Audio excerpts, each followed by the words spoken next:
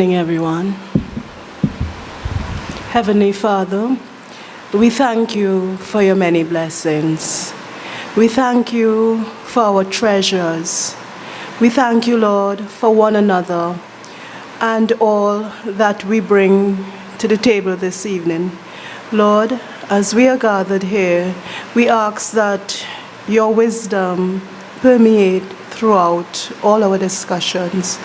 And we thank you, Lord, that everyone has been able to come here safely this evening. And we pray that through your traveling mercies, we will return to our home safely. We ask this through Christ our Lord. Amen. Please take your seats.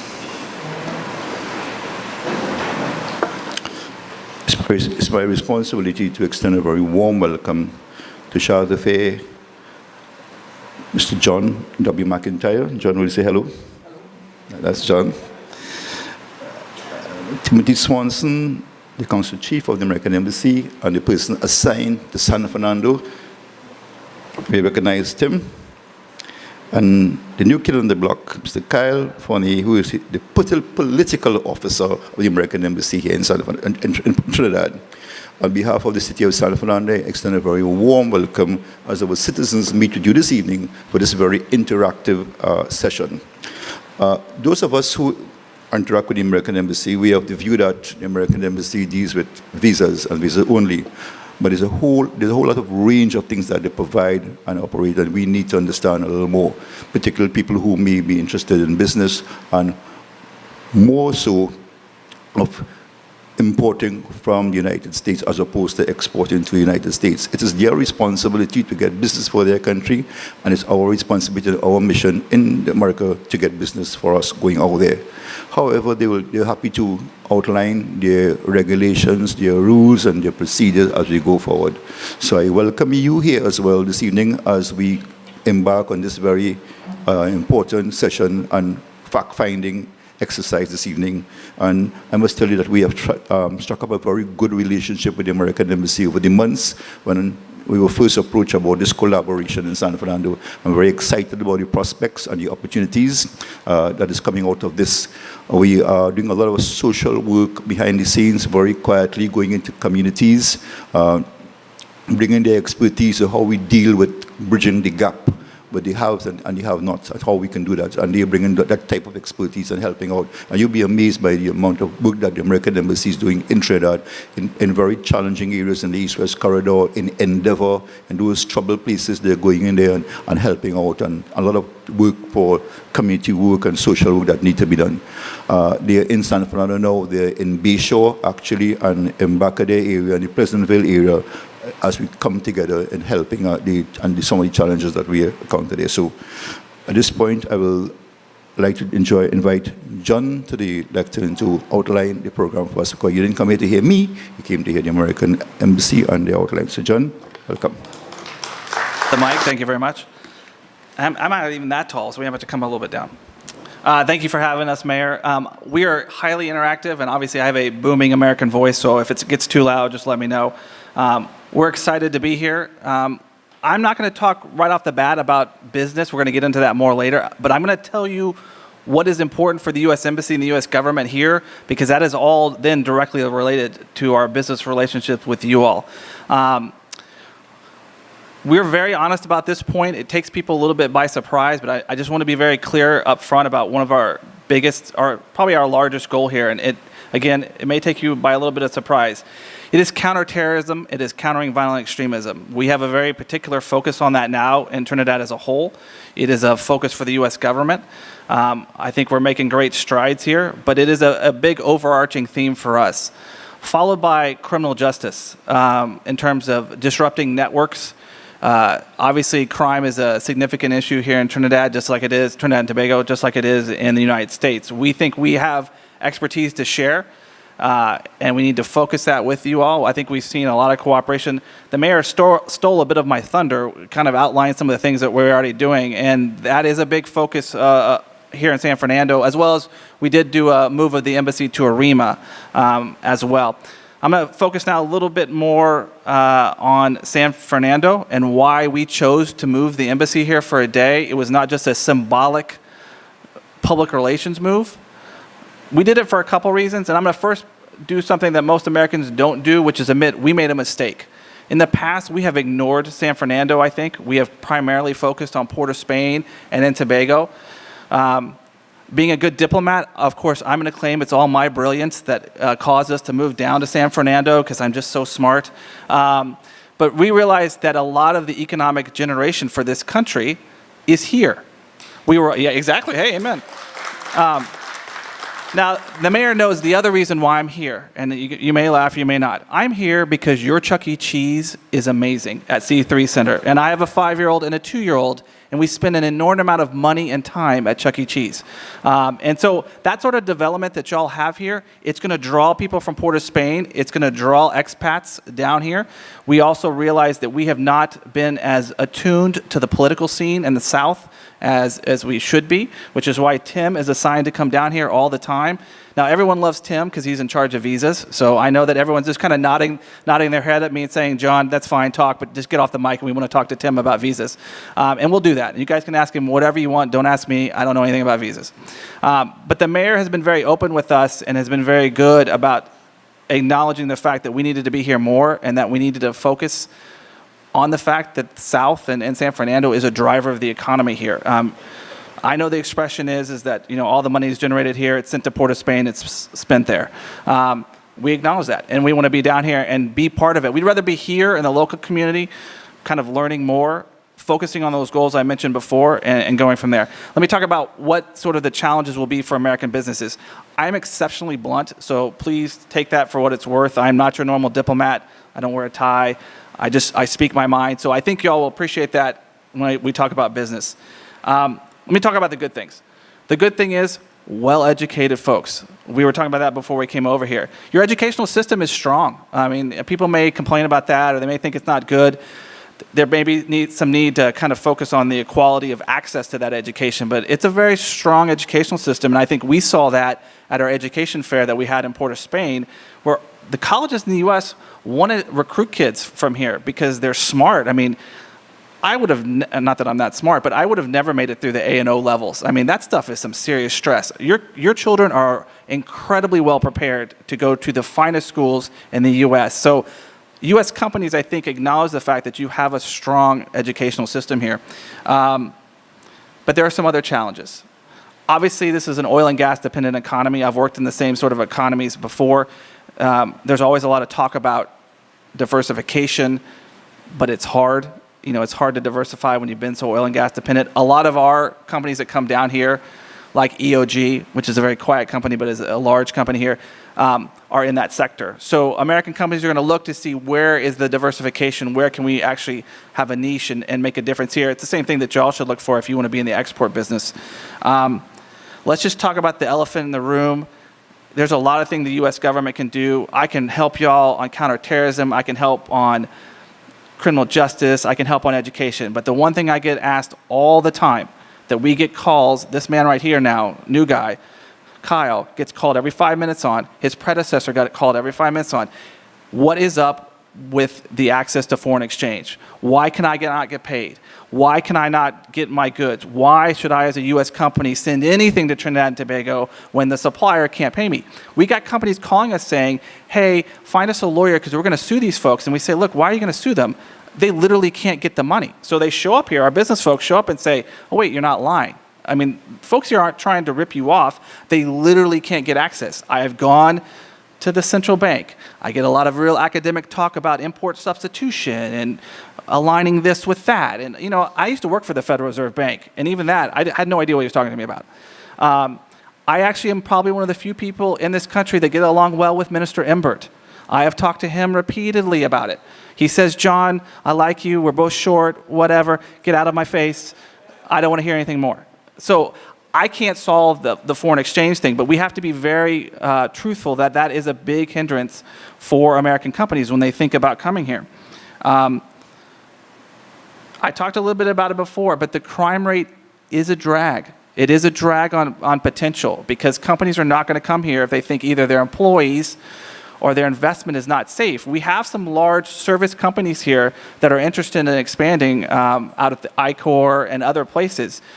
they're going to feel like they're not going to want to come if they think their employees or their families are not going to be safe, local or expat. You all have an advantage. I think San Fernando and South is in a much better position, and I think there's more, I think with the mayor and others, you all have taken a more forward-leaning approach on crime. Quick sidebar on that. The reason why we've come into local communities is we think the answer is not necessarily at the national level, just like it is in the state. The answer is at the local level. If San Fernando says, you know what, we want more stuff from the federal government, but you know what, it's just not going to work. So through the private sector, through the public sector, we're going to partner up, and we're just going to solve the problem here in San Fernando. That is, I think, the way forward here. And I think we want to help that as much as we can, which is why we've decided to do our outreach not only at the federal level, but at the local level, because we want to be able to make a difference.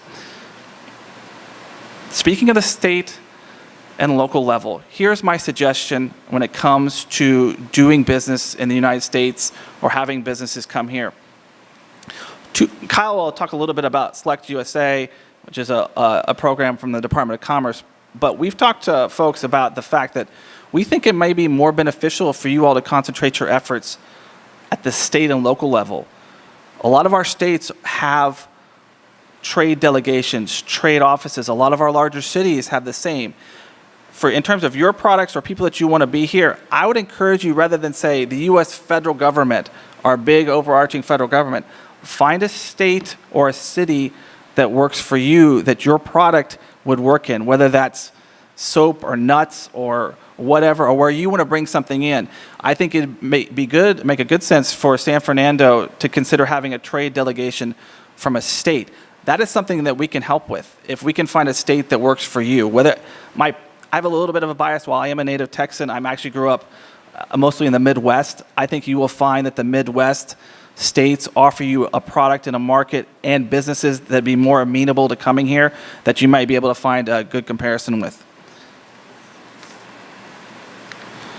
I mentioned a little bit about public-private partnerships. That is a real key for us. We think that can be some place where San Fernando can be a leader. Obviously, I mentioned C3, there's South Park, there's other developments. You all have a lot of the commercial base already, I think, to encourage U.S. businesses to come here and or for you all to export. So again, we think y'all are in a much better place than, I probably shouldn't say this publicly because I'm going to get in trouble if it goes on the press, but I think, but whatever.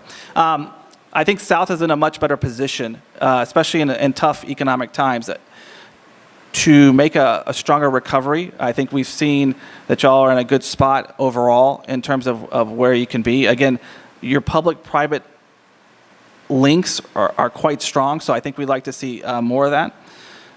Make sure I don't miss anything. Again, I will conclude with this thought. Please do ask us, once Kyle does his presentation on Select USA, and once the reason why you're really here, which is Tim's visa discussion, is over, you're welcome to ask us any questions you want. It doesn't just have to be, how do I get this permit or that piece of paper?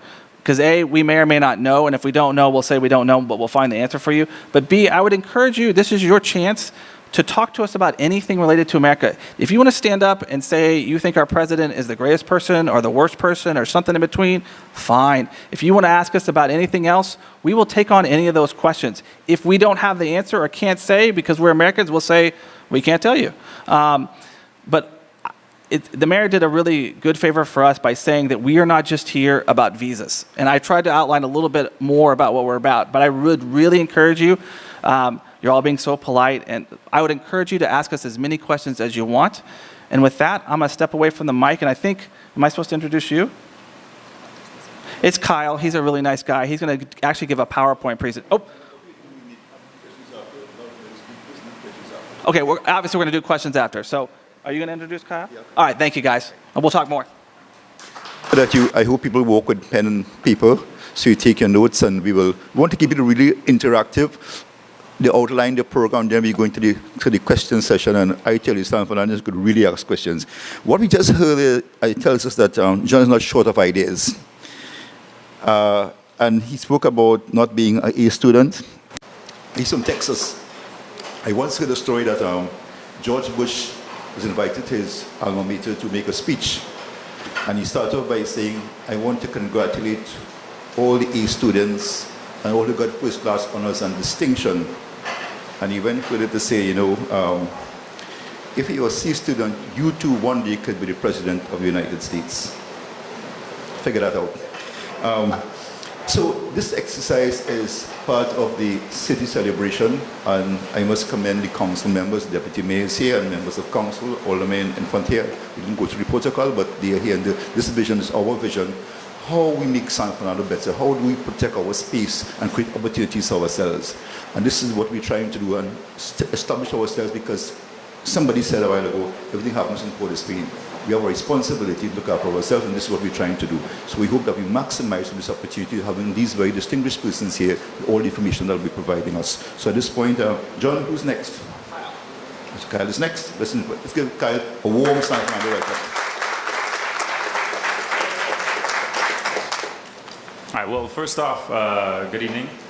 Thank you so much to Mayor Regrello, to my boss, John, for having me down here. As I said, I'm Kyle Fonai, and I am the Political and Economic Officer at the U.S. Embassy. I've been here for about 4 months, and what I'm learning more and more as my role as an economic officer is that Port of Spain is really the center of government, but down around San Fernando is really the center of business, finance, industry. So that's why I, along with Tim and everyone else, really want to be spending more time down here, and I'm looking forward to meeting many of you after the presentation here.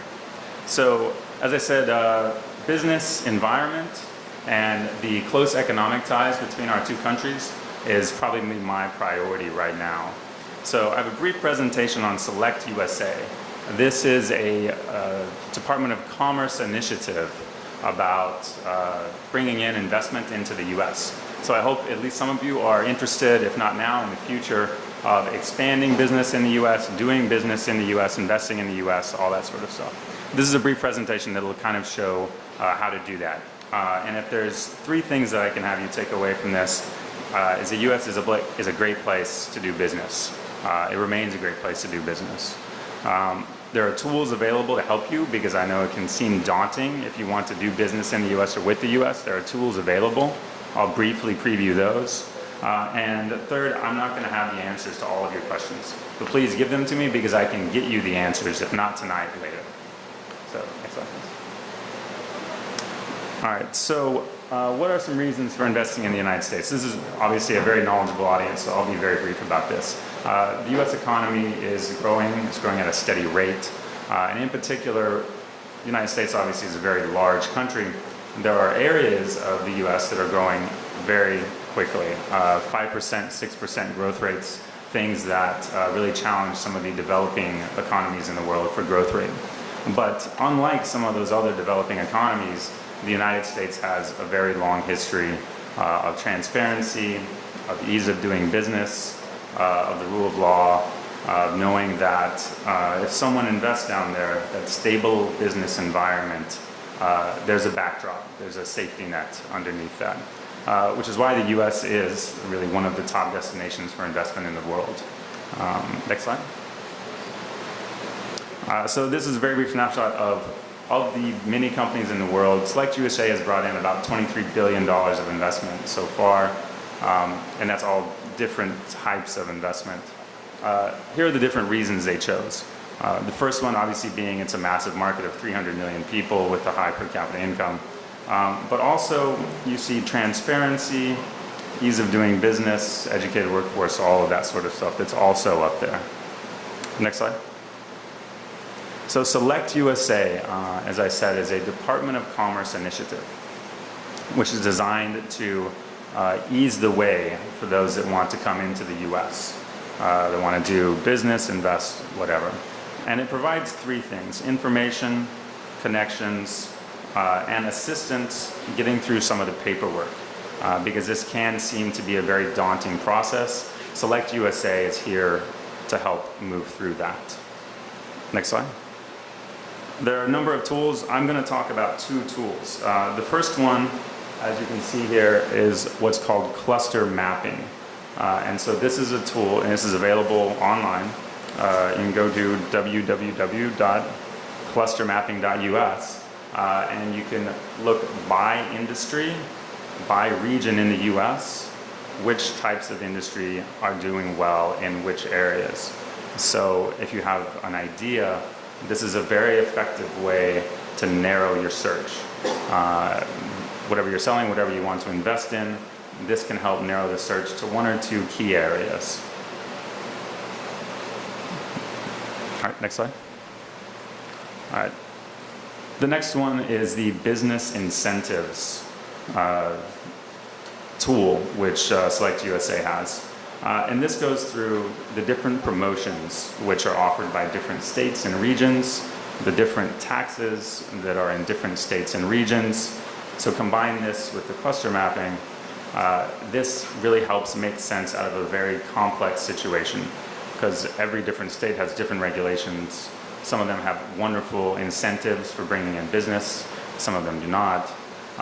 This really will help narrow down which states provide the best business environment, matching with whatever it is that you would like to look into doing. All right, next slide. That's all I have. I'm hoping really to have a lot of questions at the end. So also what I would like to do is to very briefly only get out there my email address for the commercial section of the U.S. Embassy. That is, and you can talk to me afterwards as well, poscommercial@state.gov. poscommercial@state.gov. So any questions that we're not able to talk about afterward, anything that you would like me to look into, please send an email and we'll be sure to get back to you. That's all I have now. Thank you. Thank you so much, Kyle, for this very comprehensive presentation on those of you who are interested in business. And I recognize Mr. Aaron Kalicharan in our audience here from the Carnival Band Kalicharan. And that speaks volume for the potential and where the business can be.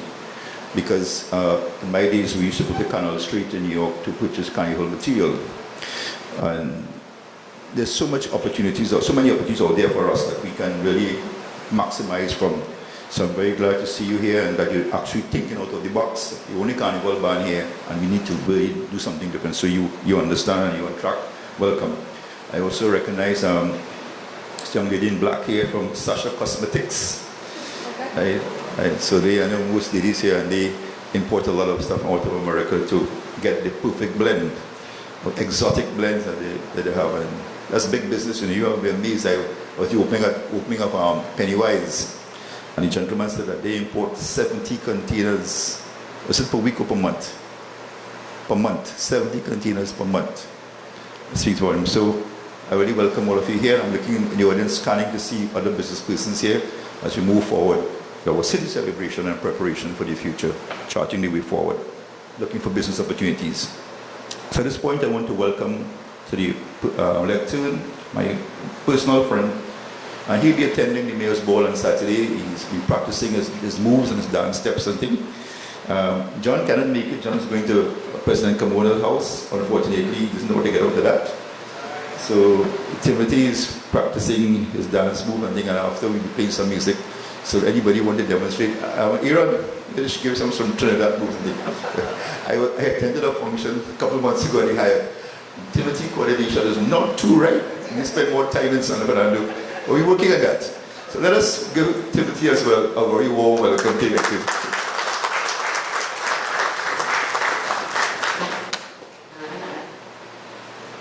Not quite sure where to start after that, but thank you very much, Mayor Regrello. I'd like to get an idea of how many of you have already done business in the United States or with the United States. Do we get a few hands up here and there? Okay, so a fair number of you. And so you have some idea already about what it's like to operate in the U.S. business environment and to work with U.S. entities. So what you might want to think about as you continue to think about like what Kyle was presenting, how you might invest in the United States or how you might do business with U.S. entities, you're going to need a visa at some point or another to do that. And there's different kinds of visas for different purposes. Probably, I'm guessing most of you already have visas. About somewhere between 30 and 40% of everybody in Trinidad already has a visa. Now, there's some things you can do on some kinds of visas and other things you can do on other kinds of visas. So I'm going to talk about that a little bit. But the way you approach the visa process, no matter what kind of a visa it is going to have some parallels with how you approach doing business in the United States. U.S. entities, whether it's the consular officer that reports to me, or whether it's the U.S. business or location where you want to invest and become partners with, are going to have some common expectations about how you present things, about clarity, and about what they're expecting to see. So I'm going to talk about 3 different kinds of visas right now, which would bear on different processes or different parts of the business environment. Probably most people are familiar with the B1, B2 visa, which is this regular visitor visa for both business and for making a private visit. Well, what can you do on a B1, B2 visa? You can do most of what we think about as business in terms in regular terms. So you can go have meetings with people in the U.S., you can arrange import and export activities, you can seek buyers, you can show your products, you can attend trade shows, meetings, you can even go to short seminars or courses in the United States on a B1, B2 visa, as long as it doesn't involve getting academic credit for it. You can't work in the United States on a B1, B2 visa. By work, that means the entity in the United States is paying you a wage. If you're doing business with the entity in the United States and they're paying your company something, for that service or whatever you're doing, that you can do on a B1, B2 visa. Now, Kyle was also talking about investing in the United States. And you can do an investment in the United States on a B1, B2 visa. But if you, say, are viewing the investment in the United States as something you want, or you want someone in your family to be in charge of and to, be there in the United States to see what's going on with it, to supervise it and so forth, you're probably going to be looking at an investor visa or an E2, what we call a treaty investor visa. And for that, you have to file a petition with the Department of Homeland Security, or the U.S. Citizenship and Immigration Service, the old INS. And that has to be reviewed by U.S. Citizenship and Immigration Service. And what they're going to be looking for there is the size of the investment you're making, where you're making it. If you make it in an economically depressed area, then you can make a smaller investment. Do you own at least 50% of the entity in which you're investing? You might be buying a company that exists. That's what a lot of people do. You might be buying into something that you're starting up from scratch. Either one of those things. The money you put into it could have already gone into it. You might already own it. Or it might be something that you're in the process of buying. If you're in the process of buying it, the money has to be what they call at risk. Typically that means if the business fails, you lose a lot of your money, or all of your money. And if you're in the process of buying it, then you need to put the money while the visa process is going through, usually into some kind of an escrow account in the United States, so it's there already. So Citizenship and Immigration Services will look at your petition, and then it'll get sent down to the embassy here, and we'll take another look at it. The business plan needs to be viable, it needs to make sense. And this is again a parallel where how the visa process is going to parallel the business process, or the search for an investor or a partner in the United States. That partner in the United States is going to be able to have to look at your business plan and see if it makes sense. You can make a viable go of it. It's going to make money. We'll look at that also. The idea is with the visa, somebody is going to be living in the United States, maybe with a family. There's got to be enough income coming in from that to support those people in the United States. Another possibility also with the treaty investor visa is that you would have an employee that you would send over there and pay a wage or pay a salary to take care of that business for you. You might not actually go yourself, you might send somebody else. Again, you're going to have to show that that business is going to provide an income that's going to pay this person and family, if they take family with them, enough to support themselves in whatever location they're in the United States. The E2 visa, this is what we call it, is a temporary visa. It's not an immigrant visa, so you have to renew it every 2 years. That means U.S. Citizenship and Immigration Services is going to look at it again, make sure the business is still viable, that you're still making a fair amount of money with it. But for the most part, that's going to line up with economic rationality. If the business fails, you're probably going to get out of it and try something else. Come back to Trinidad and Tobago and do whatever else it is you need to do. After,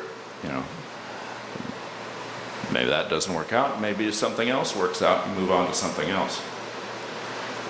If you're looking really longer term, sometimes you would be, if this business is growing and expanding, you might want to look, and it's connected to a business that you have here in Trinidad and Tobago, and I think that's maybe what a lot of you are looking at, is kind of having a business here and a business there that are linked to each other in some kind of fashion, whether it's they're affiliates of one another, where one owns the other, or however you want to work it out. You might be in a position that you'll be interested in an intercompany transfer from your entity here in Trinidad to the entity in the United States. That's called an L visa. And again, you have to file a petition with Citizenship and Immigration Services for the L visa.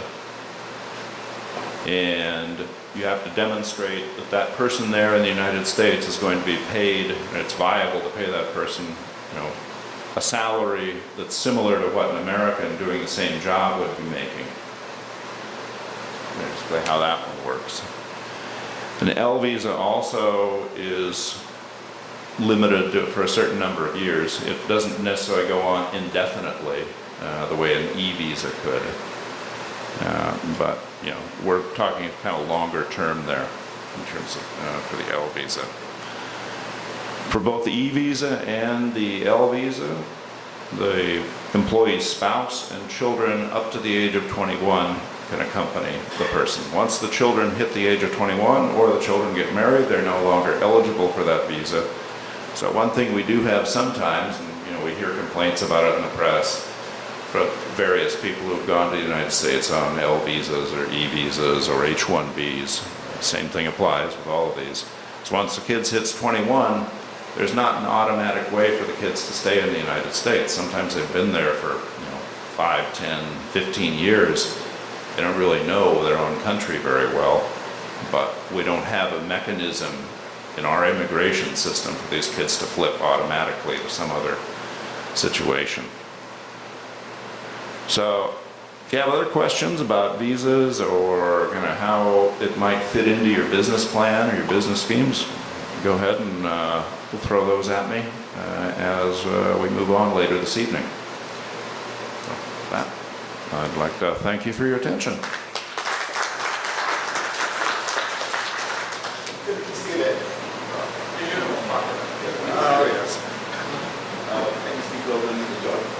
So we have a microphone here from Clifton. Are we okay with that? You need John for last.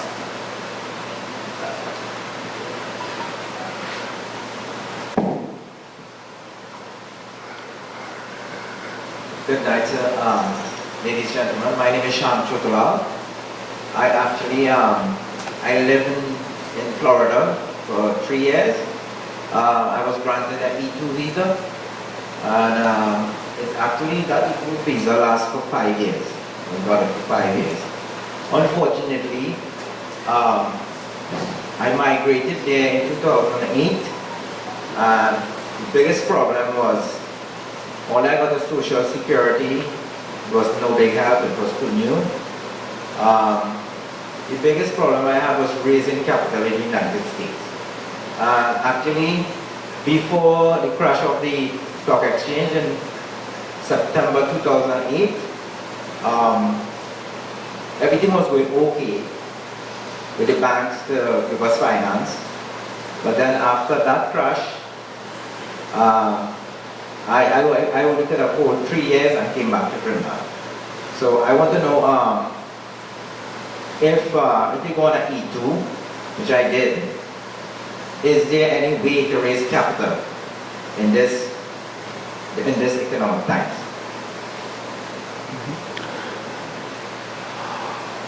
People are still getting E2 visas. We issue a fair number of them, each year. And yeah, so I think a lot of it is going to depend on the quality of your business plan and how viable it looks, as when the bank or the financier is looking at it. So it's, the number of E2 visas hasn't actually changed a great deal. Some of our visa categories we look at, like for this past year, the B1, B2 globally, we've issued 6% fewer of those than we did the year before around the world. That made a big impact in our own revenue stream and what we were expecting compared to what we were getting. So we were experiencing that as well. But a lot of that is really just going to depend on your individual business plan and how that's going to appeal to possible financiers. So, but yeah, it's certainly possible.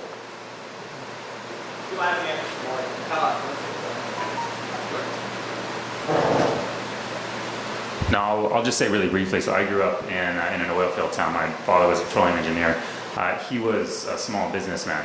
So I know that when times were good, my father did really well. And then, during downturn times, it was very lean for my family and I. And so I would only say that raising finance is one of the things my father had trouble with. And certainly that's something that every small business is going to have trouble with. And some of that's just going to be timing of the market and the individual business plan and how that sort of works out. So I don't know how much of a help that is, but I know it is it's something that's tied to this specific situation. And John, I don't know if you have more. So I have a lot of this on the there is of course, when I get up and talk on the mic, I'm so short I have to stand like this, but I'll just take it out. How's that? It'll be like Dr. Phil or something like that. Florida in particular, and some states in particular, I think what you alluded to the financial crisis, but I think right now there's been some people have been complaining, especially at the small to medium-sized business level, that they're having trouble accessing capital, that the banks are generally focusing, they're sitting on lots of our big companies are sitting on, heavy liquidity. They're just sitting on a lot of money. So it is a challenge. And this is going to sound strange. I'm not trying to bash the state of Florida, but I know that folks here are obsessed with Florida. I would like to encourage you to realize that there are 49 other states in which you can do business. I'm serious. Every time I talk to folks here, I'm going to Florida. Great. I know they don't have a state income tax. I know it's a big market. It's a multicultural market. But I swear, we got 49 other states. And so depending on your business, which I didn't hear what it was, you may want to consider a different market. I don't know the specifics yet on Florida banks, if they're sitting on high amounts of capital and not releasing. But I think if you found a market, let's say, Texas is good, and it's a very prosperous economy, or a state like Wisconsin or something like that. They both alluded to the basics, which is obviously your business plan, etc. Do the banks know you, your personal relationships? But as you know, we also have a challenge in our banking system because it's really consolidated around some big banks. And so there's been a real challenge for those smaller community banks, how they compete in the market. And so, for a small business like yours, your best bet is, though, I think, and this speaking as a former Federal Reserve employee, is with a smaller bank. I'm not sure that if you walk into a Citibank, again, I don't know your business yet, and we can discuss that offline. Walking to a Citibank or whomever, that they're going to be as upfront now, because they really are currently sitting on a lot of their capital. there is a push, I think, within Washington and with Congress to free that up. But there's a fear, right, because of what has happened before, to kind of release in terms of the capital in the market. But again, as Tim alluded to, it's your plan. Going back, the visa stuff is the visa stuff. But in terms of gaining capital, the capital is there. It's finding who's going to release it to you, what market that you're most likely to get it on, again, depending on your business. But I would really, again, encourage you, unless you love Florida and it's the best place for your market, that there may be other markets. If your business is able to flourish in a non-Floridian environment, just to think about that, because you may find that banks are more accessible in Texas or Wisconsin or Louisiana or something like that where they want to do business. Just a thought for you. Huh? We'll bring the mic over. My name is Janelle Chichester and I represent Cheesecake House. I was able to find a niche in, I would say, our local market and the American market by creating local flavors of cheesecakes. So fruits that we have here in Trinidad, like soursop, passion fruit, barbadine, avocado and pumpkin, to just name a few. I was able to take that and take to Pennsylvania, Collinsville, Pennsylvania to be exact, which is a small place. But I spent 3 months there marketing these unique flavors of cheesecakes and people loved it. I couldn't give enough samples and couldn't get enough orders of cheesecakes. So now I'm back in Trinidad and one of my greatest problems is Philadelphia cream cheese. I need to be able to import Philadelphia cream cheese in large amounts at a reasonable price. Unfortunately, I'm being bombarded by Briden's that is charging a whole lot for it, or PriceSmart that around the holiday time you go on the shelves are empty. So I need to know how I can import Philadelphia cream cheese, and also how do I supply companies in the US, because I got offers to supply cheesecakes in large amounts. And now I have the capacity with respect to a commercial kitchen that I can bake in large numbers. How do I get it there? And how do I get your products, for example, strawberries, blueberries, raspberries, to Trinidad? Oh yes,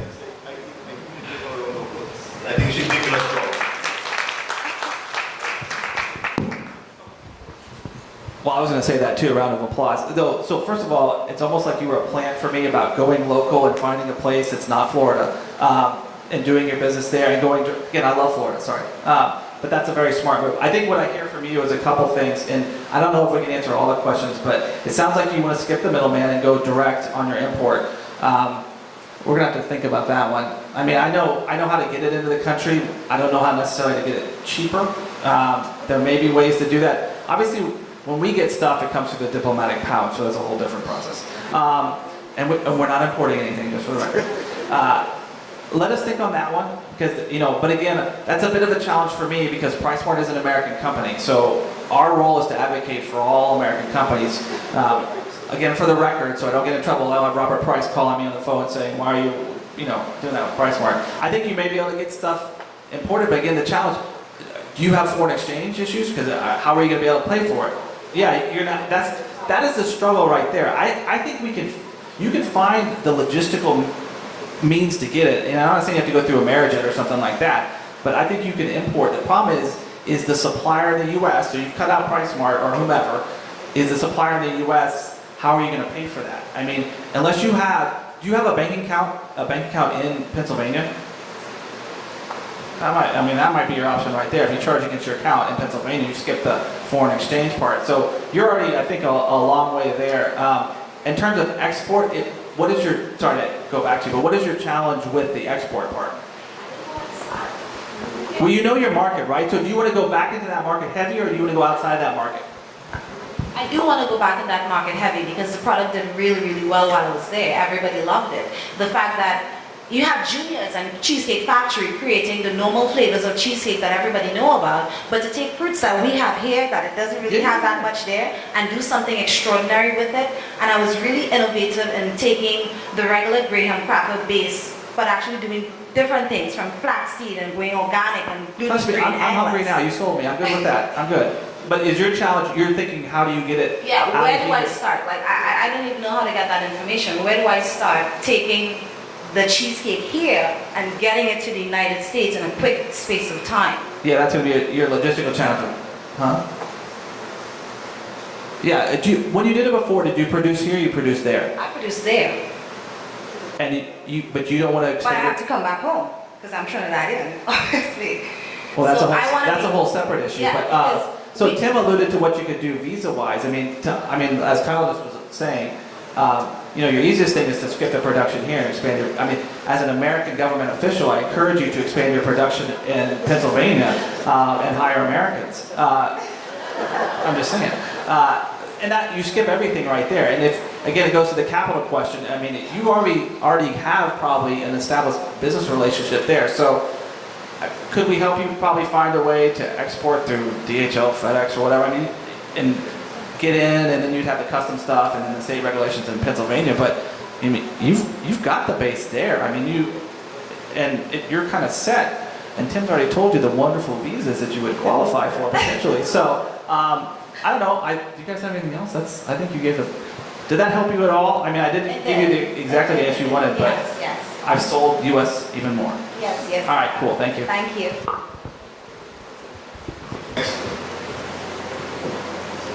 Questions, please.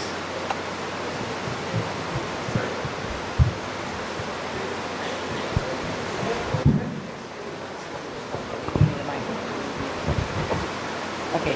Hi, Greba Rampal SU. That's my cousin. We do, well actually we have two businesses. One it's, if you look at, okay, so just to toot my own horn a little bit, we did we installed all the racking at Unicoma's new distribution facility. And we do work, well, throughout the Caribbean and stuff. We also focus on warehouse safety. So we will come in and inspect all your warehouses, make sure they're safe, advise you on what's the best thing to do. And we do that actually throughout the Caribbean and in the US. So I actually have inspections next week and I'm going up to do some of those. So my question actually has nothing to do with that. It's just really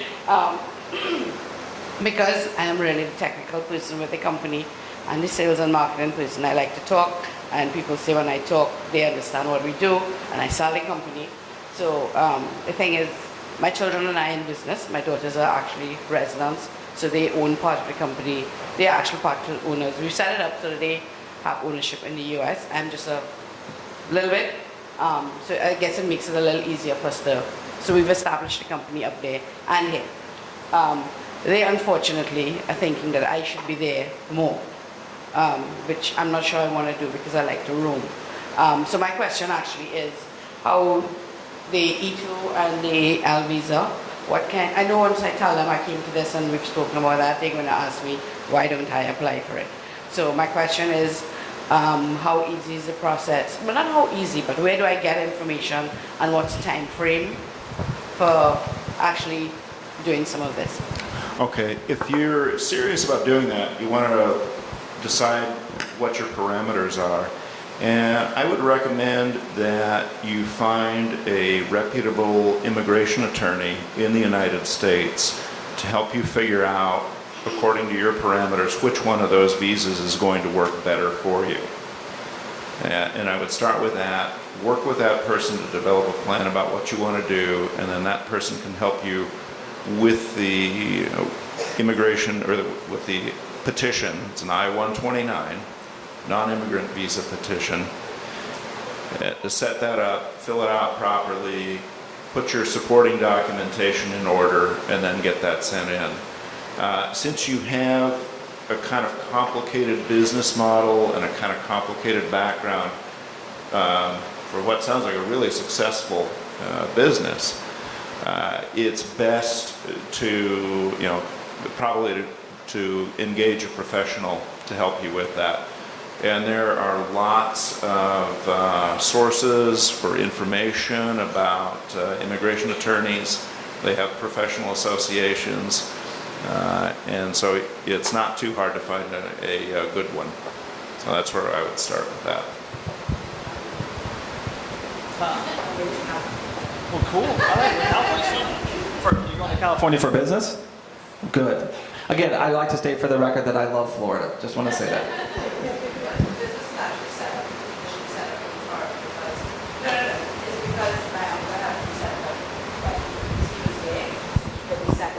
Florida, but he did his setup in Florida because that is where he lived.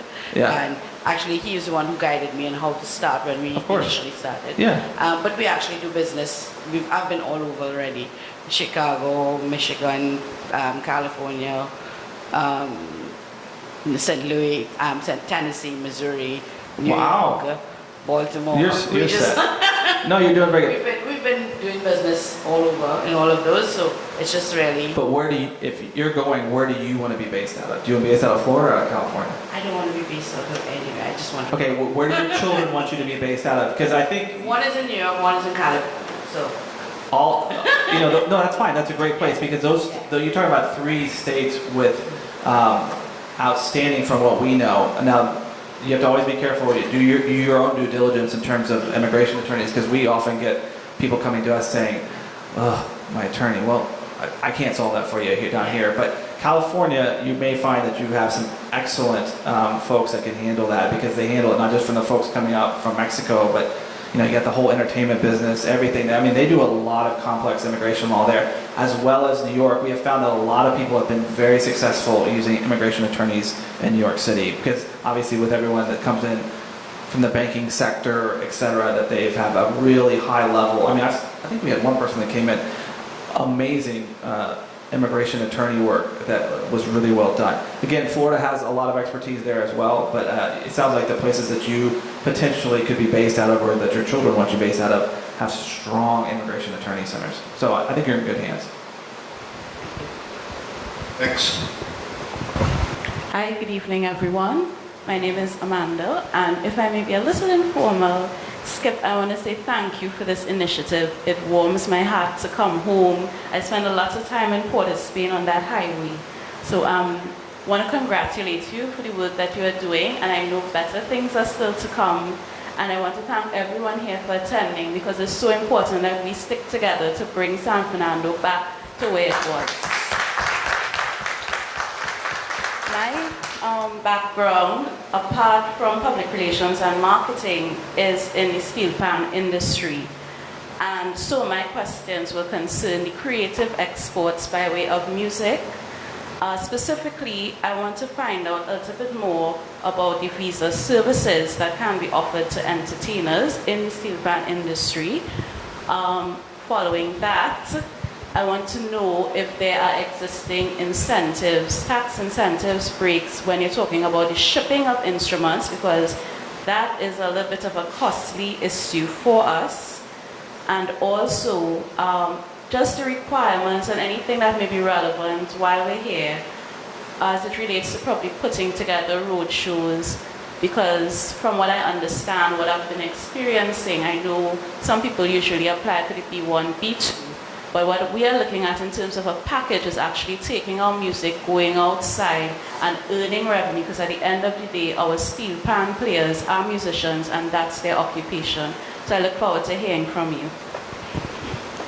John was talking about a plant for a good question. I think that's a plant for a great question on. Thank you.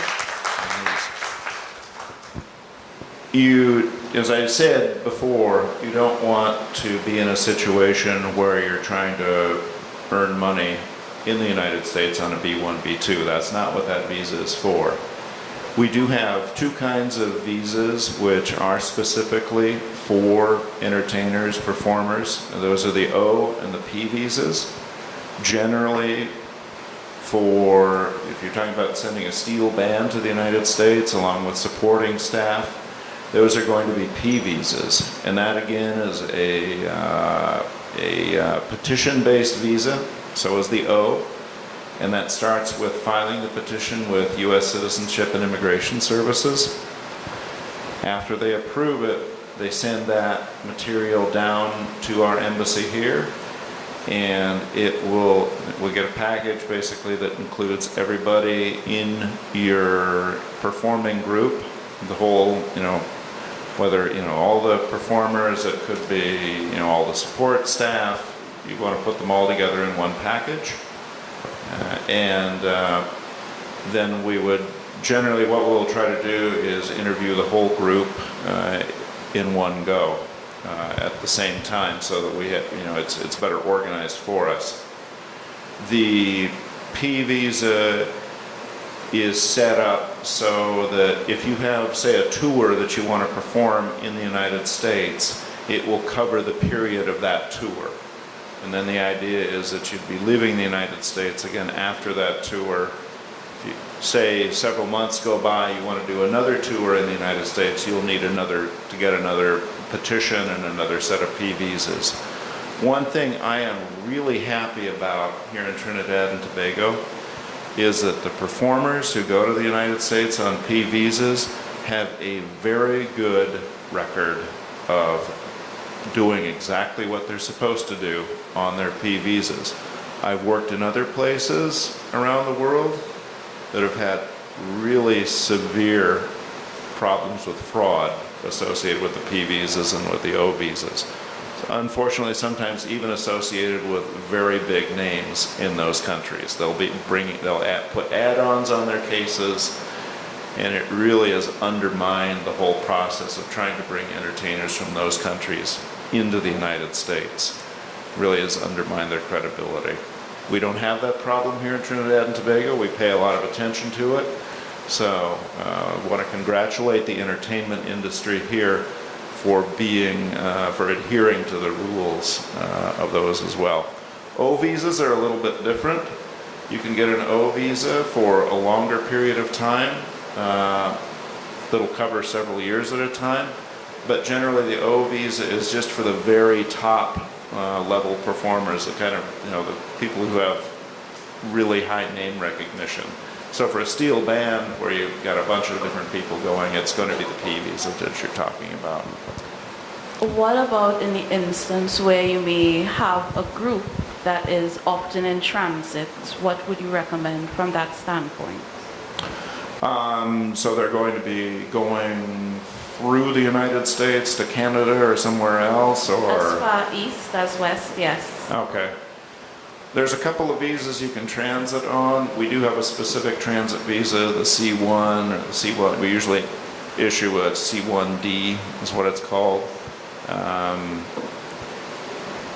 And you can also do that with a B1, B2 visa. Now, it's a little harder to qualify for those things for some people than it is for the P visa. With the P visas, we're looking at kind of the whole group together. And so, we don't have quite the same concerns generally, as it works out as we do with the B1, B2 visas. So they can be a little harder to get. So as far as the time frame goes, you asked about that before. Generally, a P visa with USCIS, and I can't speak entirely for them, but in our experience, those take a couple of months. You want to plan these things out 2, 3, 4 months in advance at least to allow enough time. And the bigger your group gets, the more complicated the logistics of actually getting everybody into the embassy in a short span of time. Also, another thing finally to keep in mind, not just for P visa, but for any of the visas, is it takes us a few days, generally 5 to 7 days from the time you have your interview to the time you get your visa. If it's holiday time, that's going to get longer as well. So be sure to plan well in advance when you want to go and get your petition taken care of. They do offer expedited service at the petition end for these things. And there are, not to plug entertainment attorneys too much, or attorneys in general too much, but there are attorneys in the United States, as John alluded to before, that specialize in assisting with these kinds of visas or with the petitions for these kinds of visas. Okay, great, thank you. And anything else? I'll follow up afterwards. Okay, very good. And thank you, Tim, for your very comprehensive explanation of that. And at this time, we want to welcome with us this evening the Honorable Cousin Hussein, Minister of Rural Development and Local Government. Welcome, Minister. My friend Lilian. I also pause to recognize the Deputy CEO, came in a little while ago, very dapper with the husband, Deputy CEO, Mr. Betty Ali, and Mr. Ali, so making them welcome as well. As we continue with the difficult questions and easy answers. Next.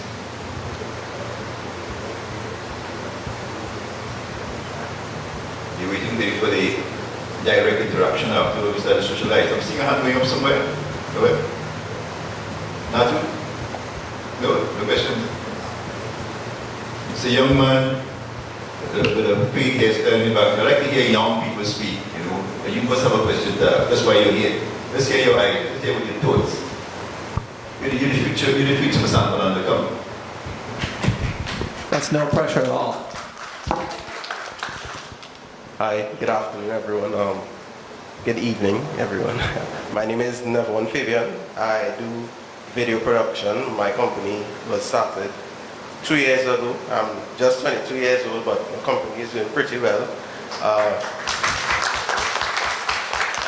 So I mostly do ads like commercials and documentaries. So I would want to know what type of visa I would require to do that type of work or to travel often to do that type of work. I've had some requests from some potential clients in the US, but I have to renew my visa, and that has been my hindrance in traveling. So I'd like to know what visa I would need to do so. Okay, it sounds like you're going to be producing, the idea is to produce documentaries. Yeah. Okay, in the United States. Generally, what you're going to need for that is what's called an I visa. You know, we have our visas alphabetized all the way from A up to U or W or something like that.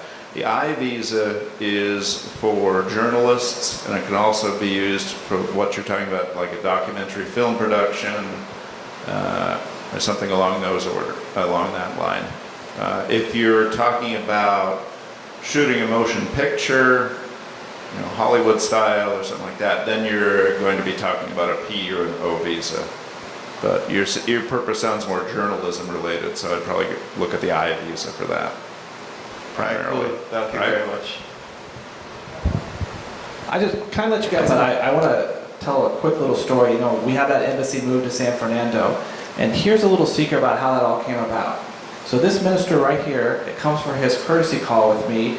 Very polite, we do the usually diplomatic stuff, but as y'all can tell, I'm a little out there, I have crazy ideas. And so I pop, like at the very end of the meeting, I say, hey, what do you think about if we just moved our embassy to San Fernando for a day? The minister kind of looked at me, kind of sat back in the chair. I thought, oh my God, he's going to tell me I'm crazy. He'd like to leave my office immediately. And he looked at me and said, that is one of the best ideas I've heard in a long time. So I appreciate the support, Minister. We followed up with the mayor. But that tells you, I mean, sort of and I heard from you as well that, you know, there's like a real sense of pride here about San Fernando, and that y'all are just really ahead of the game. And the ideas that you've been talking about are just really innovative. I'm still incredibly hungry after hearing the cheesecake story. So, but again, thank you, Minister, for your support and not looking at me like, because these guys look at me at the office all the time and like, John, you're crazy, man. Get out of here. That doesn't make any sense. But the support has been amazing. And again, thank you for that. And then if there's any more questions, we'll take them. Taking a hint.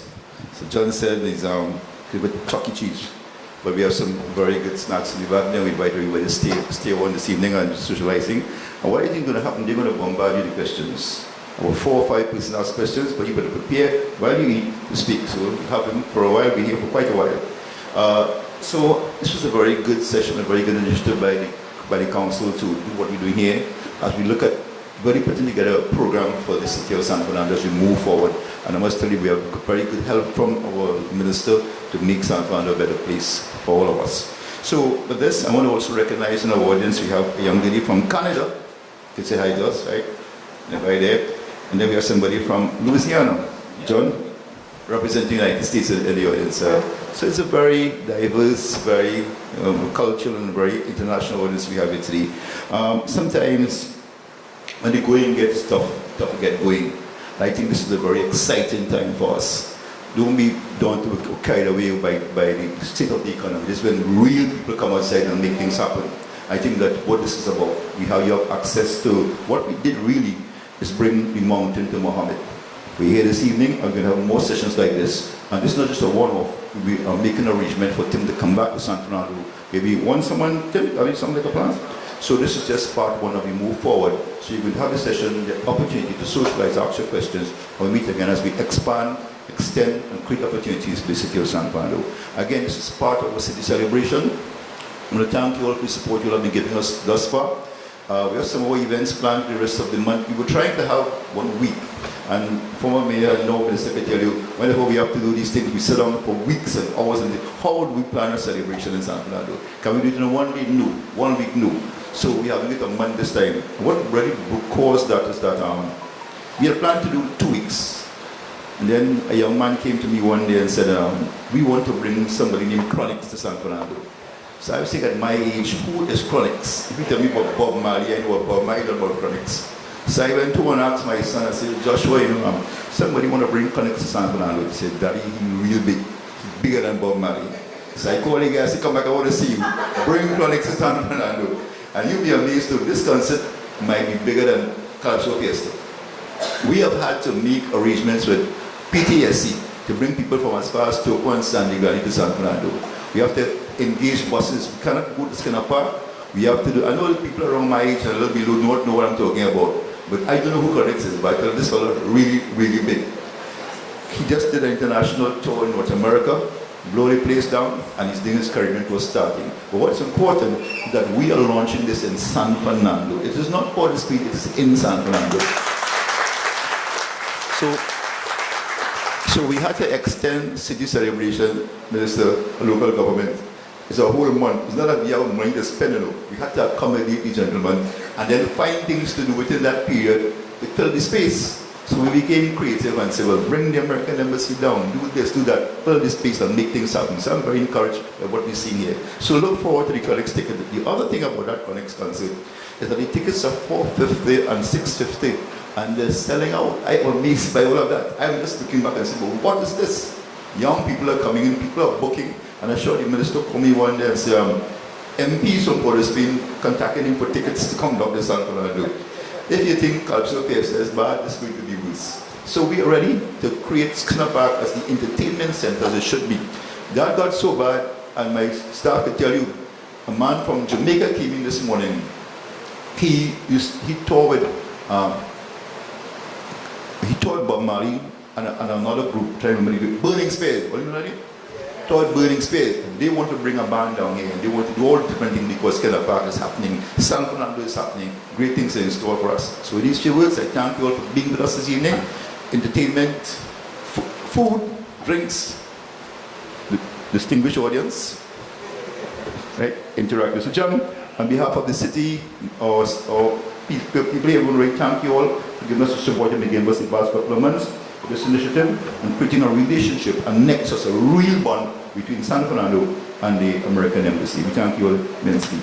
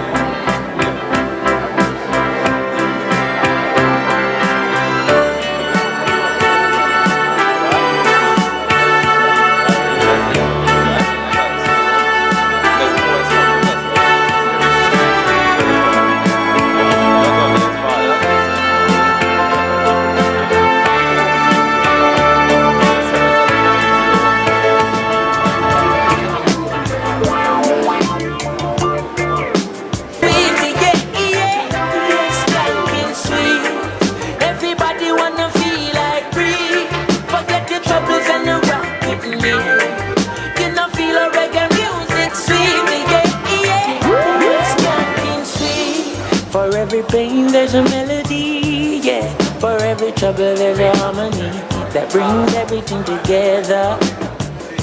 So make we sing together. And who say life no